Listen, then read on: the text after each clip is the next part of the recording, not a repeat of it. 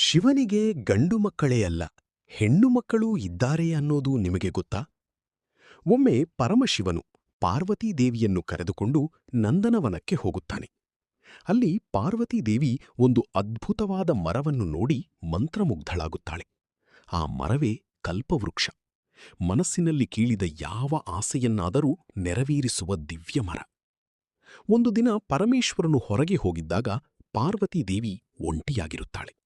ಆಗ ಅವಳು ಕಲ್ಪವೃಕ್ಷದ ಕೆಳಗೆ ಕುಳಿತು ನನಗೆ ಒಂದು ಹೆಣ್ಣು ಮಗು ಬೇಕು ಎಂದು ಮನಸಾರೆ ಬೇಡಿಕೊಳ್ಳುತ್ತಾಳೆ.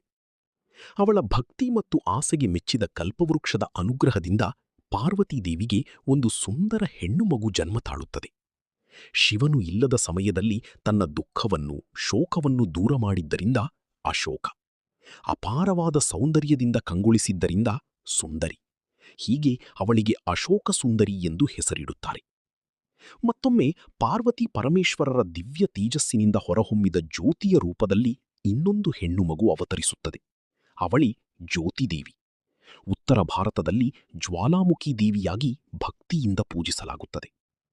ಇನ್ನು ಪದ್ಮಪುರಾಣ ಮತ್ತು ದೇವಿ ಭಾಗವತದ ಪ್ರಕಾರ ಕಶ್ಯಪ ಮಹರ್ಷಿಗಳು ಒಂದು ದಿವ್ಯ ವಿಗ್ರಹವನ್ನು ನಿರ್ಮಿಸಿದಾಗ ಶಿವನ ಶಕ್ತಿ ಆ ವಿಗ್ರಹದೊಳಗೆ ಪ್ರವೇಶಿಸಿ ಒಂದು ಹೆಣ್ಣು ಮಗು ಜನ್ಮ ತಾಳುತ್ತದೆ. ಮನಸ್ಸಿನಿಂದ ಉದ್ಭವಿಸಿದ್ದರಿಂದ ಅವಳನ್ನು ಮಾನಸಾದೇವಿ ಎಂದು ಕರೆಯುತ್ತಾರೆ. ಫ್ರೆಂಡ್ಸ್, ಓಂ ನಮಃ ಶಿವಾಯ ಎಂದು ಕಾಮೆಂಟ್ ಮಾಡಿ ಪ್ರಾರ್ಥಿಸಿ.